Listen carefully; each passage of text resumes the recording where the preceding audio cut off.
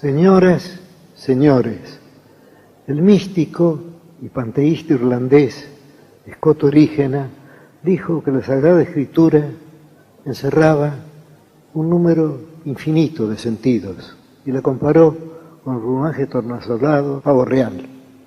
Y siglos después, un cabalista español dijo que Dios había escrito la Escritura para cada uno de los hombres de Israel, que por consiguiente había tantas Biblias como lectores de la Biblia, lo cual puede admitirse si pensamos que Dios fue autor de la obra, de la Torá, de la ley y del destino de cada uno de los lectores.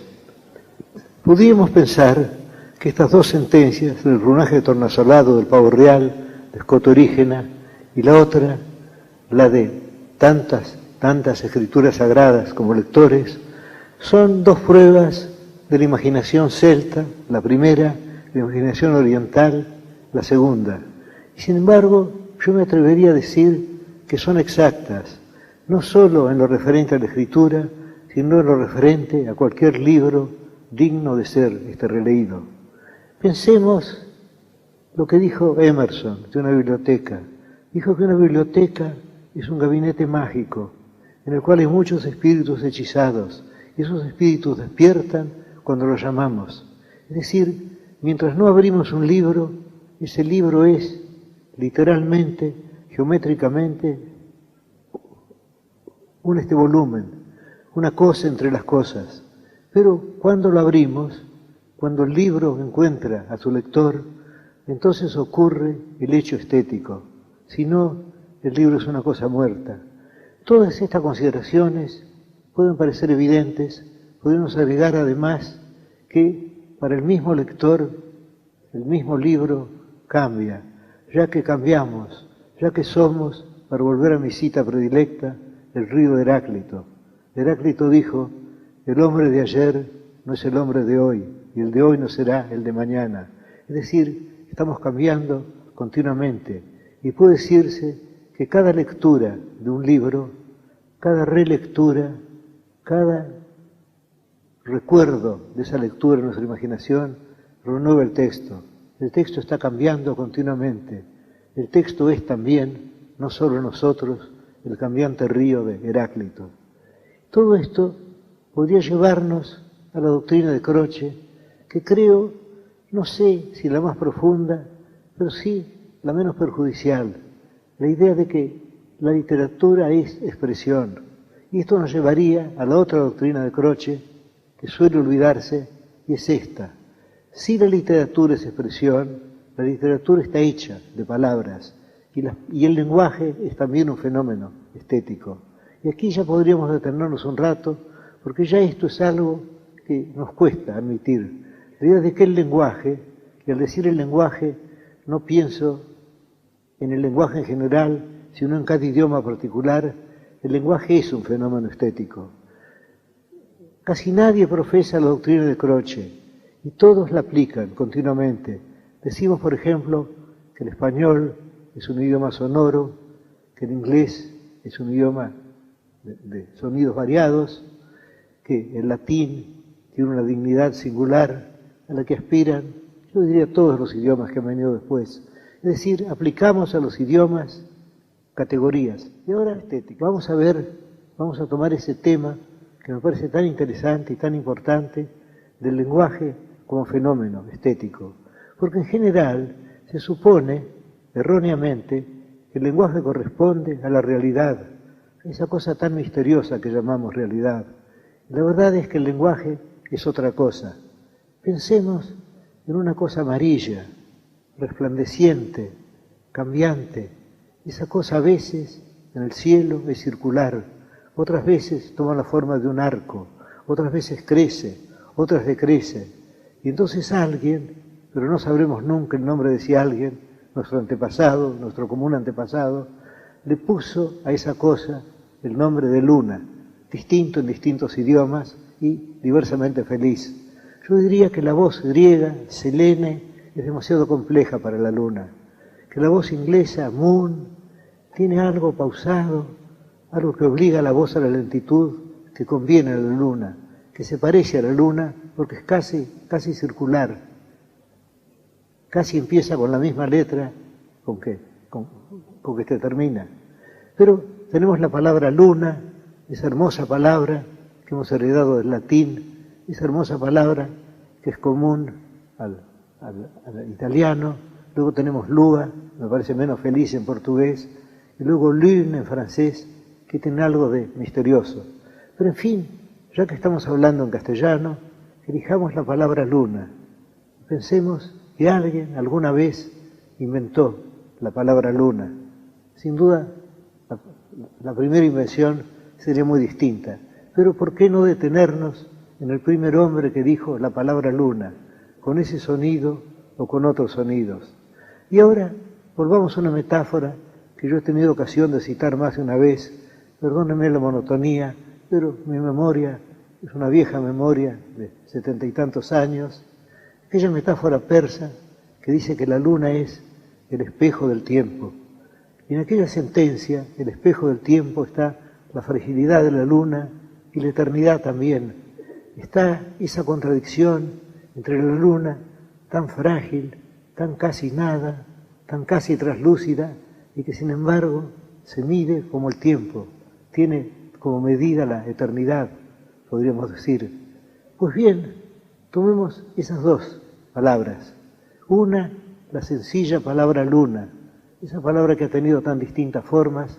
En alemán, por ejemplo, la voz es masculina, y por eso Nietzsche pudo decir que la luna es un monje que mira envidiosamente a la tierra, o un gato macho, un cáter, que pisa tapices de estrellas. Es decir, que también los géneros gramaticales influyen en la poesía.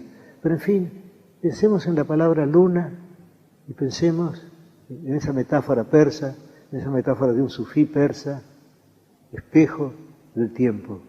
Y creo que una no es menos estética que la otra. Las dos son obras de la estética, salvo que la segunda venía a ser una obra de segundo grado, porque espejo del tiempo está hecho de dos unidades, y luna nos da, quizá aún más eficazmente, la palabra, el concepto de la luna. Es decir, cada palabra es una obra. Se supone, erróneamente a mi entender, que la prosa está más cerca de la poesía, está más cerca de la realidad que la poesía. Yo entiendo que es un error.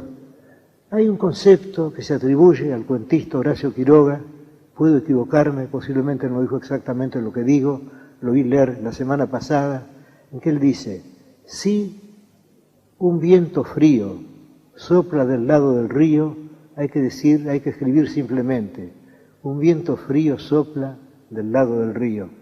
Pero Quiroga, si es que Quiroga dijo esto, no tengo razón alguna para atacarlo, Quiroga parece haber olvidado que esa construcción es algo tan lejano de la realidad como el viento que sopla del lado del río.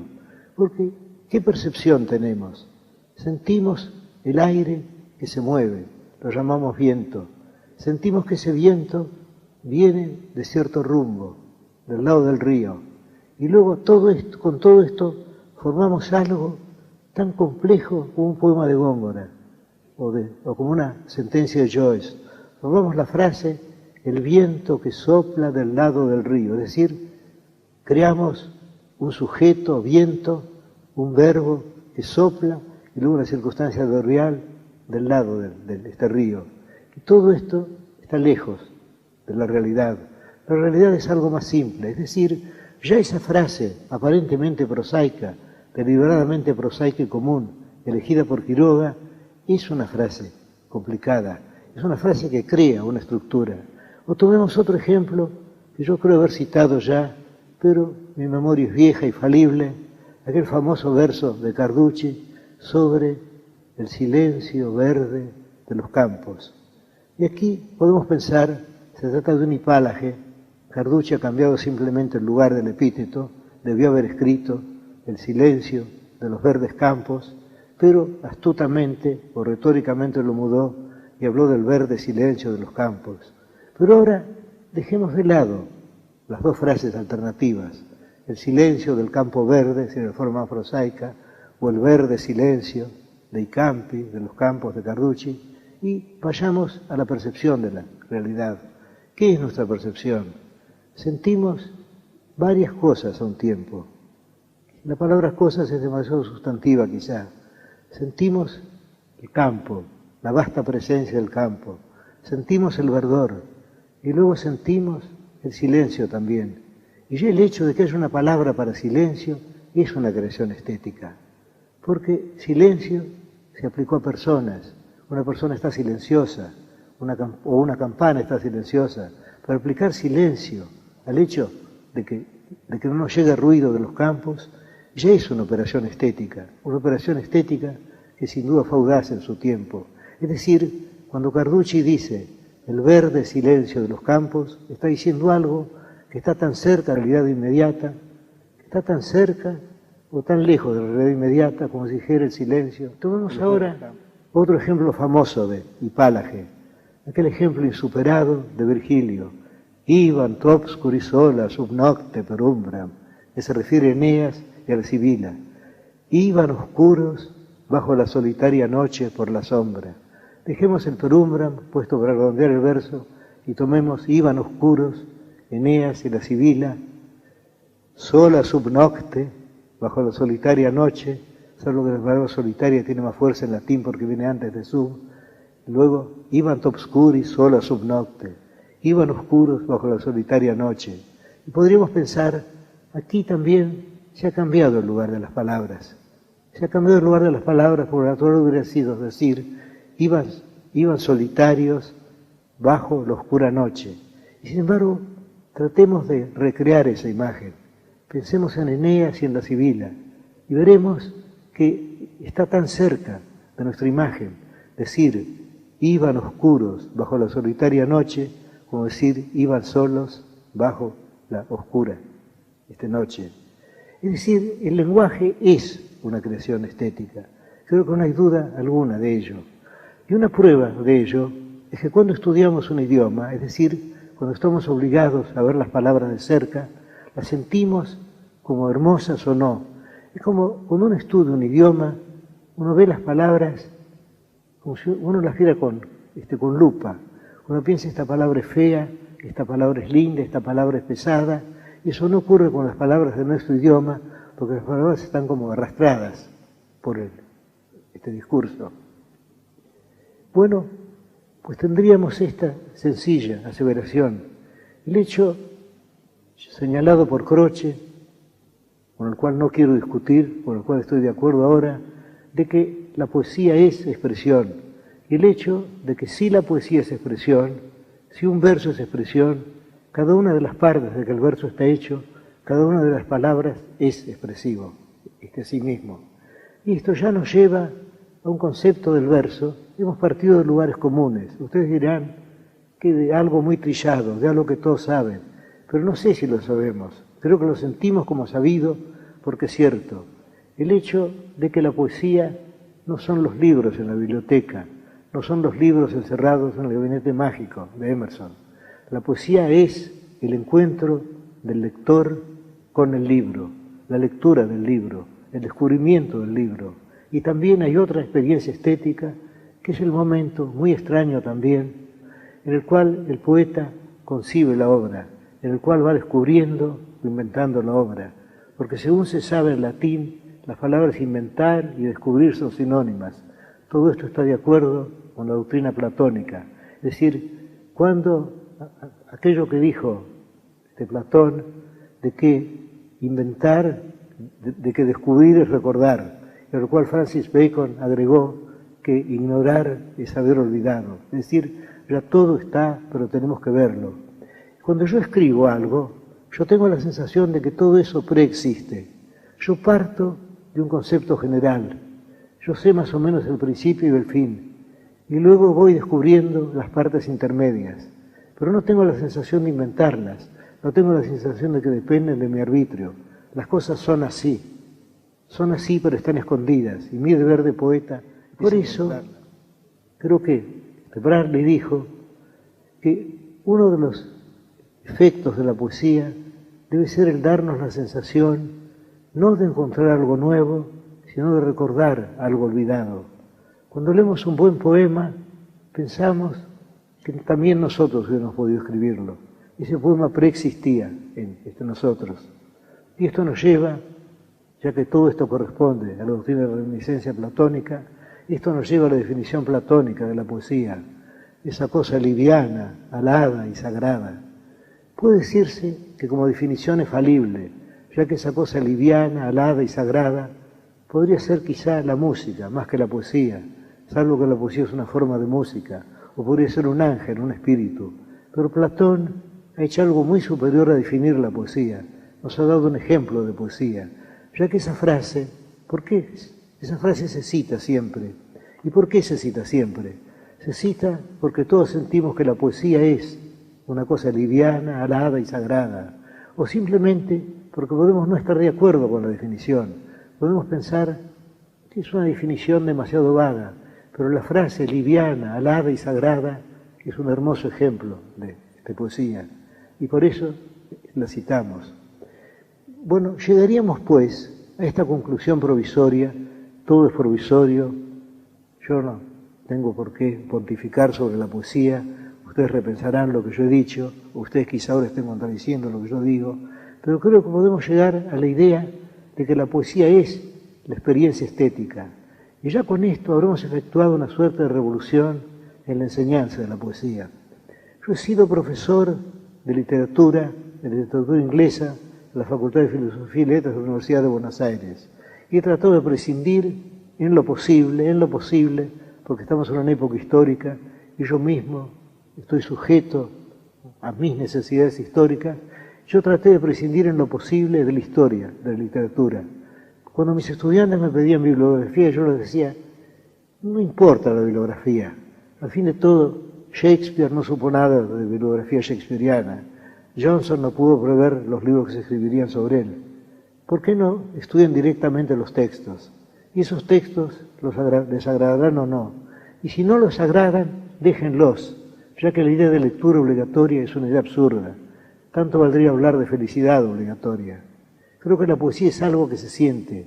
Y si ustedes no sienten poesía, si no tienen sentimiento de belleza, si un relato no los lleva al deseo de saber qué ocurrió después, entonces ese autor no ha escrito para ustedes. Déjenlo de lado, que la literatura es bastante rica para ofrecerles a algún autor digno de su atención o digno hoy de su atención y que leerán mañana. Pues bien, yo he enseñado así y me he atenido sobre todo al hecho estético. Es decir, algo que no necesitamos definir, porque creo que para todos nosotros el hecho estético es algo tan evidente, tan inmediato, tan indefinible por consiguiente, sin deterioración, en otras palabras, como por ejemplo el amor, como por ejemplo el sabor de la fruta, como por ejemplo el sabor del agua, como por ejemplo el sabor del vino, como por ejemplo la llanura y el mar. Sentimos la poesía como sentimos la cercanía de una mujer, o como sentimos una montaña, o como sentimos una bahía. Y creo que ya que lo sentimos inmediatamente, ¿a qué definirlo en otras palabras? Si esas palabras serán más débiles que nuestros sentimientos. Es verdad que hay personas que sienten escasamente la poesía. Generalmente se dedican a enseñarla entonces. Yo quiero sentir la poesía y creo haberlo enseñado. Es decir, no he enseñado el amor de tal texto, de tal otro. He enseñado a mis estudiantes a que quieran la literatura, a que vean la literatura como una forma de la felicidad. Soy casi incapaz de pensamiento abstracto. Ustedes han visto cómo estoy apoyándome continuamente en citas y en recuerdos. Por eso creo que mejor que hablar abstractamente de poesía, que eso es demasiado fácil, hablar con palabras abstractas es una forma del tedio o de la haraganería. Creo que podríamos hacer algo. Podríamos tomar dos textos, y esos dos textos serán en castellano, y examinarlos. Elijo dos textos muy conocidos, porque ya he dicho que mi memoria es falible, y prefiero un texto que ya está, que ya preexiste en la memoria de ustedes. Y vamos a considerar aquel famoso soneto de Quevedo, que ustedes ya están recordando, escrito a la memoria de don Pedro Telle Girón, duque de Osuna. Voy a tratar de repetirlo lentamente y después volveremos a él verso por verso. Creo que corre más o menos así. Faltar pudo su patria al grande Osuna, pero no a su defensa sus hazañas. Diéronle muerte y cárcel las Españas, de que en él hizo esclava la fortuna. Lograron sus invidias una a una, con las propias naciones las extrañas. Su tumba son de Flandres las campañas, y su epitafio la sangrienta luna. En sus exequias encendió el Vesubio Parténope, y Trinacrio el Mongibelo. El llanto militar creció en diluvio. Dióle el mejor lugar Marte en su cielo. La Mosa, el Rin, el Tajo y el Danubio murmuran con dolor su desconsuelo. Y ahora que lo he recordado, vamos a estudiarlo. Bueno, pues lo primero que yo observo en este soneto es que se trata más bien de un alegato judicial. El poeta quiere defender la memoria del duque de Osuna, que según él dice en otro poema, murió en prisión y muerto estuvo preso. Se trata pues de un alegato. El poeta dice que España debe grandes servicios militares al duque de Osuna y que le ha pagado con la cárcel. Ahora, desde luego esto, como argumento dirigido a nuestra razón, carece de todo valor, ya que no hay razón alguna para que un héroe no sea culpable y para que un héroe no sea castigado. Sin embargo, faltar pudo su patria al grande Osuna, pero no a su defensa, sus hazañas. Diéronle muerte y cárcel a las Españas, de que no hizo esclava la fortuna. Es un argumento demagógico. Ahora, sigamos con el soneto. Conste que yo no estoy hablando ni a favor ni en contra del soneto. Estoy tratando de analizarlo honestamente. Lloraron sus invidias una a una, con las propias naciones las extrañas.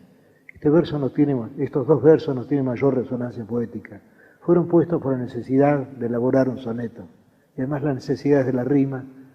Quevedo seguía la difícil forma del soneto italiano, que exige 4 rimas. Shakespeare siguió la más fácil del soneto israelino, que exige 2. Pues bien, Quevedo sigue. Lloraron sus invidias una a una, con las propias naciones las extrañas. Su tumba son de Flandres las campañas, y su epitafio la sangrienta luna. Y aquí ya estamos, yo creo, ante lo esencial estético. Y creo que estos versos deben su riqueza a su ambigüedad. Tienen la riqueza de lo ambiguo. He asistido a muchas discusiones en muchos cenáculos sobre la recta interpretación de estos versos. ¿Qué significa su tumba son de Flandres las campañas? Debemos pensar en el campo de Flandes, podemos pensar en las batallas que libraría allí el duque de Osuna. Y luego hizo epitafio, la sangrienta luna, uno de los versos más memorables, más inmediatos de la lengua española y de toda lengua. ¿Qué significa? Pensamos en la luna sangrienta que figura en el Apocalipsis. Pensamos en la luna debidamente roja sobre el campo de batalla. Pero hay otro soneto de Quevedo, dedicado también al duque de Osuna, en el cual él dice: a las lunas de Tracia con sangriento eclipse ya rubrica tu jornada. Entonces Quevedo se ve referido al pabellón otomano. Entonces la sangrienta luna sería la luna del turco sobre la bandera roja. Pero creo que todos estaremos de acuerdo si yo afirmo que no debemos elegir entre los sentidos. No debemos decir que Quevedo se refirió a las jornadas militares, a la foja de servicios del duque de Osuna, o se refirió a la campaña de Flandes, o se refirió a la luna sobre el campo de batalla, la luna sangrienta como el campo de batalla, o a la bandera turca. Creo que sin duda Quevedo tuvo presentes los dos sentidos. Es decir, estos versos son felices porque son ambiguos. Y creo que aquí tenemos esa presencia inmediata de la poesía, el contacto inmediato de la poesía, ese contacto inmediato como el amor, como el mar. Creo que este es el alto momento. Yo no querría desde luego que se borrara el resto. Creo que el contexto es necesario. Pero yo diría que la poesía está, digamos, más o menos dispersa o de un modo pasivo en los otros. Pero aquí la encontramos directamente y la belleza es casi intolerable. Su tumba son de Flandres las campañas y su epitafio la sangrienta luna. Luego en sus exequias encendió el Vesubio Parténope, Parténope es Nápoles, y Trinacria el Mongibelo, y Sicilia el Etna. Bueno, Aquí asistimos a esta transformación de los nombres y sentimos qué raro que haya puesto estos nombres antiguos que parecen alejar todo, pero los nombres eran ilustres entonces. Y luego el llanto militar creció en diluvio.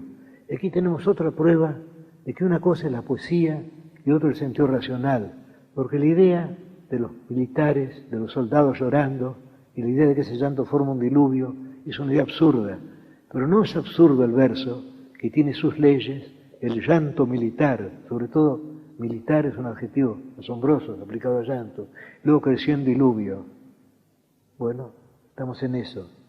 Y luego, dióle el mejor lugar Marte en su cielo. Tampoco lógicamente podemos justificarlo. No tiene sentido alguno pensar que Marte, por ejemplo, alojó al duque de Osuna junto a César o junto a Gustavo Adolfo. No se trata de eso, de que le dio el mejor hospedaje en su cielo. No, la frase existe por cuenta propia. Creo que esa es la piedra de toque de la poesía, que la frase exista más allá del sentido que le damos. Dióle el mejor lugar Marte en su cielo, y luego la Mosa, el Rin, el Tajo y el Danubio murmuran con dolor su desconsuelo.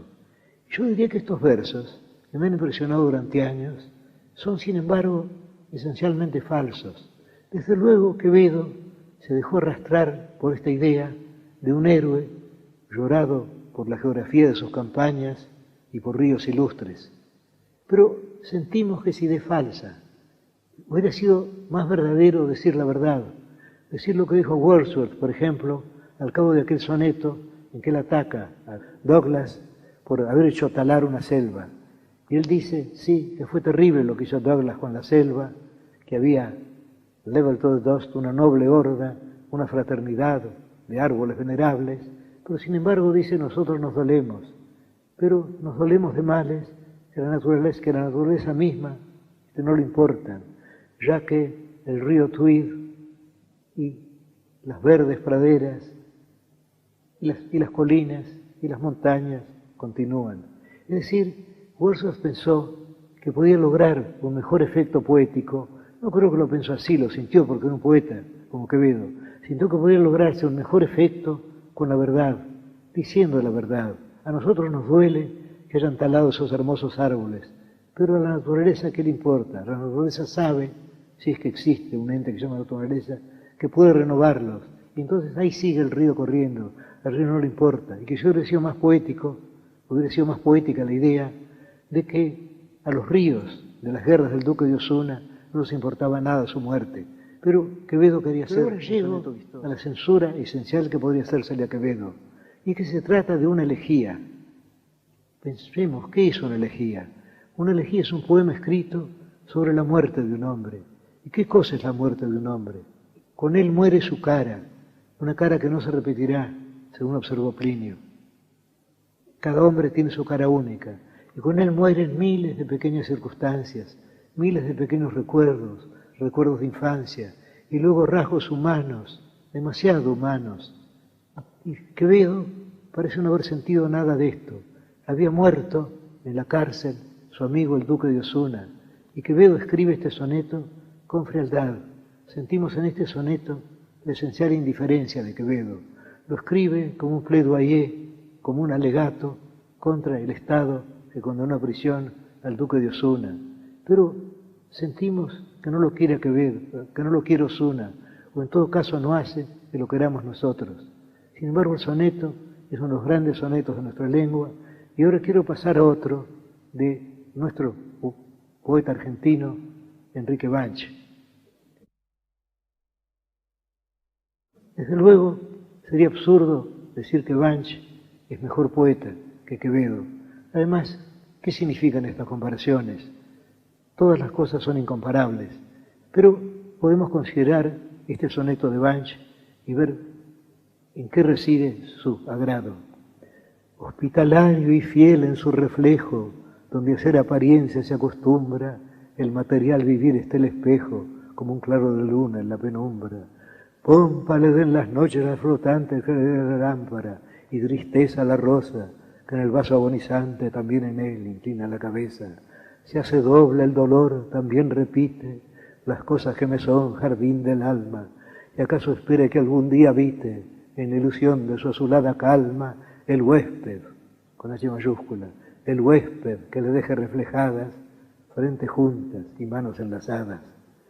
Ahora, este soneto es muy curioso, porque cada vez que yo me refiero a él, digo el soneto del espejo, pero sin embargo el espejo no es el protagonista del soneto.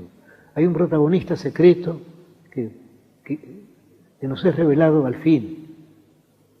Es decir, ante todo tenemos el tema que es tan poético, el espejo que duplica la apariencia de las cosas, donde hacer apariencia se acostumbra al material vivir.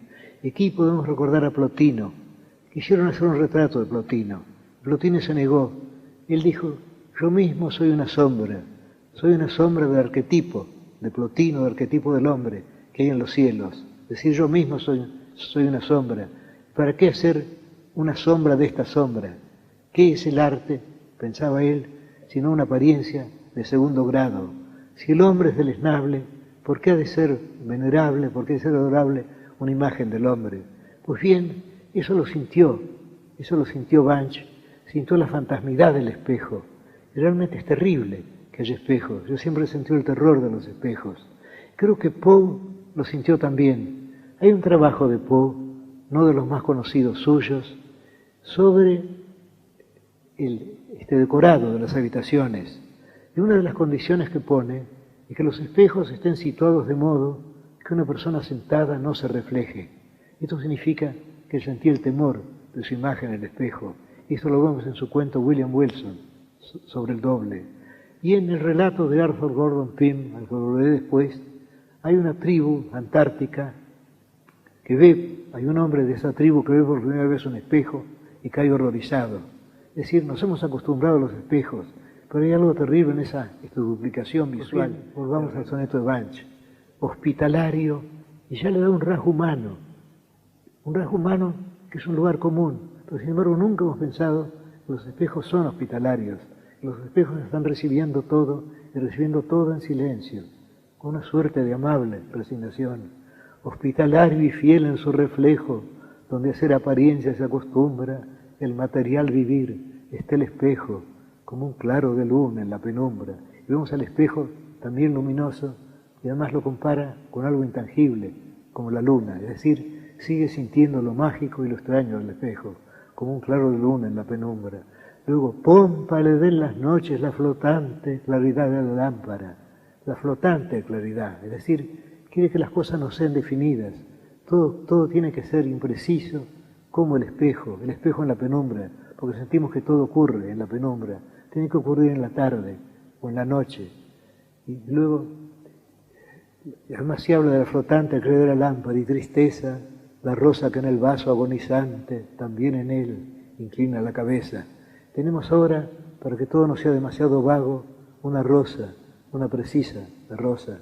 Y luego, se hace doble el dolor, también repite las cosas que me son jardín del alma, las cosas que me son jardín del alma.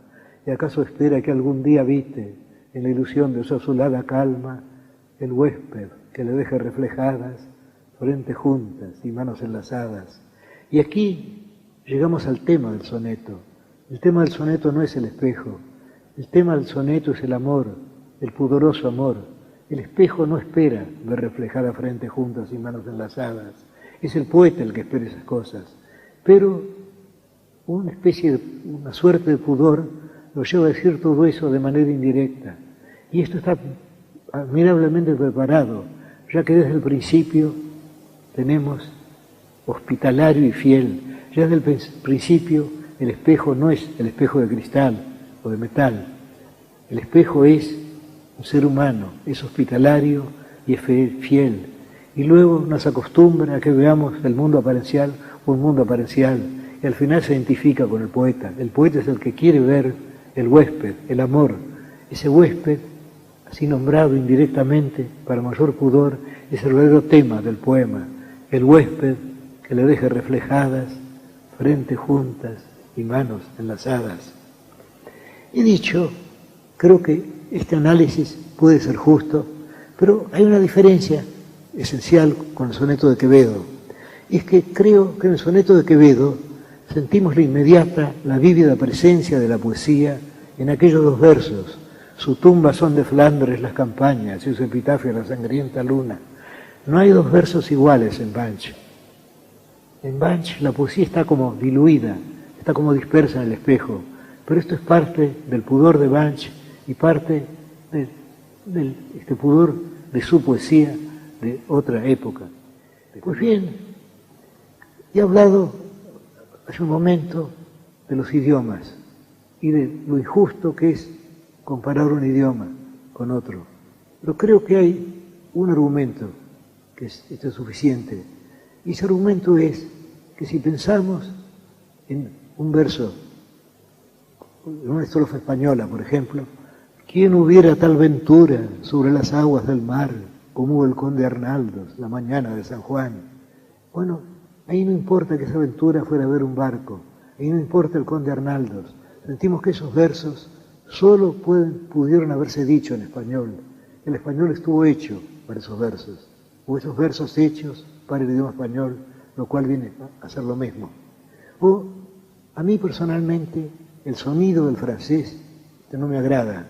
Me parece, no sé, me parece que le falta la sonoridad de otros idiomas latinos, pero sin embargo, ¿cómo puedo yo pensar mal de un idioma que ha permitido versos admirables, como los de Hugo, por ejemplo, que ha permitido a Hugo decir «L'hydre univers tordant son corps et cahier d'astre», o a Verlaine aquello tan trillado y sin embargo siempre tan nuevo de «Les sanglots de violon de l'automne, les manqueurs d'une langueur monotone».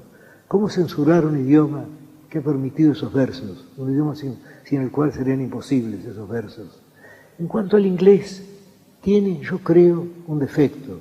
Y ese defecto es que se han perdido las vocales abiertas. En inglés antiguo existían las vocales abiertas. Si yo cedo a la tentación de citar dos versos en inglés antiguos, ustedes sabrán inmediatamente lo que quiero decir, por ejemplo.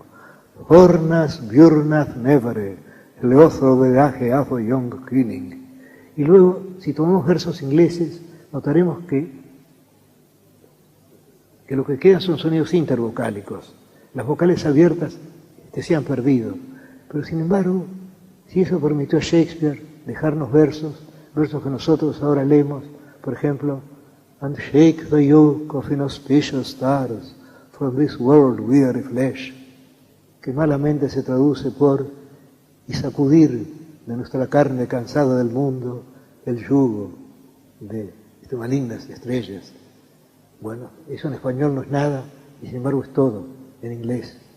Yo diría, para mí, si tuviera que elegir un idioma, pero no hay ninguna razón para que uno elija todos, para mí ese idioma sería el idioma alemán.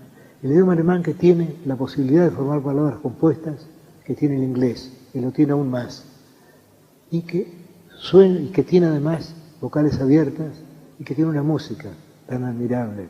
Por ejemplo, Ich hatte einst ein schönes Vaterland, der Reichenbaum wuchs dort so hoch, die falschen nickten sanft, das war ein Traum, das küsste mich auf Deutsch und sprach auf Deutsch. Man glaubt es kaum, wie gut es klang das Wort, ich liebe dich, das war ein Traum. Es decir, ¿para qué traducirlo? Sin embargo, él evoca los pinos, las violetas de Alemania, y luego dice, aquello me besaba en alemán y me decía en alemán. ¿Cómo decirlo? Lo bien que sonaba la palabra te quiero, fue un sueño. Pero ¿cómo traducir das küsste mich auf Deutsch, und sprach auf Deutsch? ¿Cómo traducirlo sin empobrecer su admirable música? En cuanto al italiano, me parece que basta el hecho de que la Divina Comedia esté redactada en italiano para salvar ese idioma, si es que precisa salvación. Tenemos en portugués los Lusíadas y en latín es, desde luego, el más admirable de los idiomas latinos. Y el español tiene, creo, una primacía sobre otros idiomas. El español está más cerca del latín que el francés. En francés se han abreviado las palabras. Tenemos, por ejemplo, padre en español. En francés tenemos la palabra père. Todo ha sido abreviado.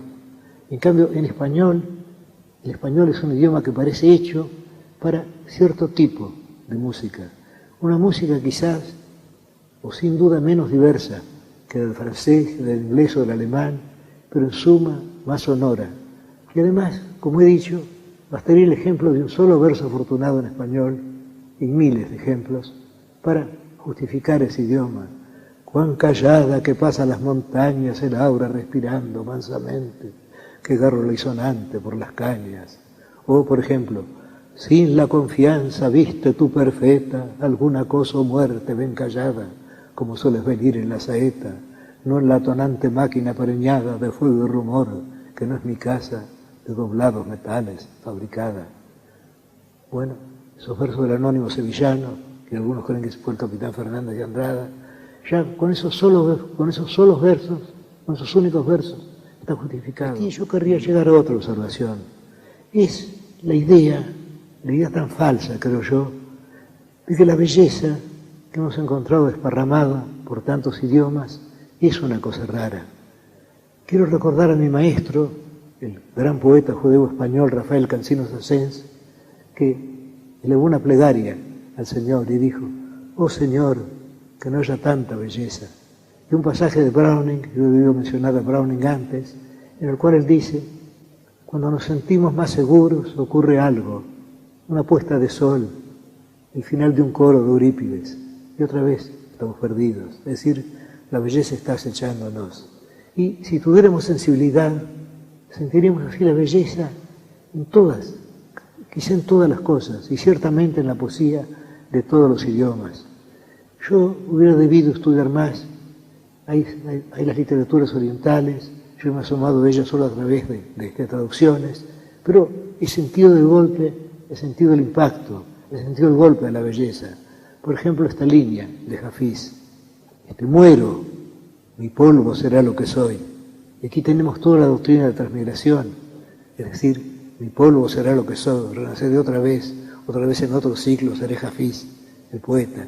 Y todo esto dado en unas pocas palabras que yo las he leído en inglés, pero no pueden ser muy distintas del persa. My dust shall be what I am, mi polvo será lo que soy. Es demasiado sencillo para haber sido cambiado. Y ahora veamos, digamos, lo que puede haber de heterodoxo, esto es lo que yo he dicho, ya que creo que es un error estudiar la literatura históricamente, aunque quizá para nosotros, para mí incluso, no puede ser estudiada de otro modo. Pero eso nos lleva a curiosas supersticiones. Hay un libro de un hombre que fue para mí, y aquí soy un heterodoxo otra vez, un excelente poeta y un mal crítico, Marcelino Menéndez y Pelayo, que se titula Las 100 mejores poesías castellanas. Encontramos ahí moza tan fermosa, non vi en la frontera, como esa vaquera de la Finojosa. Bueno, si esa es una de las mejores poesías castellanas, ¿cómo serán las no mejores? Nos preguntamos. Pero, sin embargo, en ese mismo libro encontramos los versos de Quevedo que he citado, la epístola del anónimo sevillano y tantas otras poesías admirables. Desgraciadamente no hay ninguna de Menéndez y Pelayo que se excluyó de su antología. Pues bien, yo creo que la belleza está en todas partes, que debemos buscarla directamente y que una cosa es la belleza, ese contacto inmediato de la belleza, y otra cosa, ese trabajo estéril, ese juego finalmente tedioso de bibliografías, de fuentes, de estudios de manuscritos. Todo eso, desde luego, comporta un placer intelectual, pero no es el placer que debe dar la poesía. Creo, yo he tratado de hacer eso, yo he tratado siempre de que los estudiantes sientan la presencia de la poesía. En cuanto a los orígenes, en cuanto a las fuentes, ¿qué importa eso? Estuve conversando con un amigo mío que ha vivido varios años en Persa, Roy Bartholomew, traductor de Umar Khayyam. Y él me dijo, lo que yo ya sospechaba, que en el Oriente en general no se estudia históricamente la literatura, ni la filosofía. Por eso quienes como Deussen tuvieron que escribir la historia de la filosofía indostánica se encontraron asombrados porque no podían fijar la cronología de los autores. Es decir, se estudiaba la historia de filosofía, se lo estudiaba más o menos como diciendo, bueno, Bergson discute con Zenón de Lea, Hume discute con Platón, Parménides, está discutiendo con Bergson, se ve todo como simultáneo. Creo que ese juicio es el verdadero. Sobre todo creo que no hay historias de la literatura japonesa, de la literatura china, de la literatura persa, de la literatura de la India, porque todo eso les parece una frivolidad a ellos. Todo ese estudio de cronologías, o en todo caso les parece ajeno a la literatura, a la poesía. Lo que se busca es la poesía misma. Y creo que nosotros podemos sentir la poesía inmediatamente. Y que luego el hecho de saber si esa poesía es antigua, si es contemporánea, si se escribió esta mañana, si se escribió hace 2000 años, es aleatorio. He citado versos de Virgilio. Esos versos de Virgilio eran admirables, escritos esta mañana. Voy a concluir citando 3 plegarias, que creo que son las plegarias que los marineros fenicios rezaban cuando estaba a punto de hundirse la nave. Y en ese momento los marineros fenicios, estamos en el siglo I de nuestra era, decían una de estas 3 plegarias. Una de ellas es: Madre de Cartago, devuelvo el remo. Madre de Cartago, la madre de Cartago es la ciudad de Tiro, donde procedía Dido. Y luego devuelvo el remo. Y aquí tenemos algo extraordinario. Tenemos el hecho del fenicio que solo concibe la vida como remero, como navegante. Él ha cumplido su vida y luego él devuelve el remo para que otros sigan remando. Ese destino continúa infinitamente. Y luego hay que es más patético aún, me parece. Duermo, luego vuelvo a remar. Es decir, el hombre no concibe otro destino. También aquí tenemos la idea del tiempo cíclico, la idea que Nietzsche, su más tardío inventor, llamó del eterno retorno. Duermo, luego vuelvo a remar. Es decir, el destino del hombre es ser un navegante. Y luego tenemos esta, que es conmovedora y que es distinta de las otras, porque no es la aceptación del destino, es el grito desesperado de un hombre que va a morir, que va a ser juzgado por terribles divinidades. Y esa dice: dioses, y no sé a qué oscuro Moloco Baal se dirigía, dioses, no me juzguéis como un dios, sino como un hombre a quien ha destrozado el mar. Pues bien, creo que en estas 3 plegarias sentimos inmediatamente, o yo siento inmediatamente, la presencia de la poesía. Es decir, en ellas está el hecho estético, no está en bibliotecas, ni en bibliografías, ni en volúmenes cerrados, ni en estudios sobre familias de manuscritos, no, otra cosa, está la poesía inmediata. Y ahora quiero confesar que he hecho una pequeña trampa, salvo que no es una trampa, ya que está de acuerdo con todo lo que he estado diciendo. Yo he leído esas 3 plegarias de marineros fenicios en un cuento de Kipling, que se titula The Manner of Men, es decir, a la manera de los hombres, un cuento sobre San Pablo, apóstol. Y he sentido esta duda. Esas plegarias de marineros fenicios son auténticas, como malamente se diría, o han sido compuestas por Kipling, que era un gran poeta y que era capaz de componerlas. Y luego me he preguntado eso, y luego he sentido vergüenza de mi pregunta, porque ¿qué importancia puede tener? Es decir, veamos las dos posibilidades, veamos los 2 cuernos de este dilema. En el primer caso, se trata de plegarias auténticas de marineros fenicios, gente de mar, gente que solo concebía la vida en el mar. Bueno, pues bien, estas han pasado del fenicio, digamos, al griego, del griego al latín, del latín al inglés. Kipling las ha transcrito. Y luego vemos la otra posibilidad. Un gran poeta, Roger Kipling, se ha imaginado a los marineros fenicios, pero él, de algún modo, está cerca de ellos. Él también es un hombre de mar. Él concibe la vida como la vida del mar. Y entonces él ha puesto en su boca estas plegarias que posiblemente no dijeron, pero que hubieran podido decir. Y además ahora, para nosotros, ya que todo aquello ocurrió en el pasado, los anónimos marineros fenicios han muerto. Kipling ha muerto. ¿Qué importa cuál de esos fantasmas haya escrito los versos? Los versos quedan perdurables y espléndidos. Y ahora quería citar una curiosa metáfora de un poeta hindú, que no sé si puedo apreciar del todo, que dice: el Himalaya, esas altas montañas del Himalaya, cuyas cumbres son, como ha dicho Kipling, las rodillas de otras montañas. El Himalaya es la risa de Shiva. Es decir, él se imagina esas altas montañas como la risa de un Dios terrible.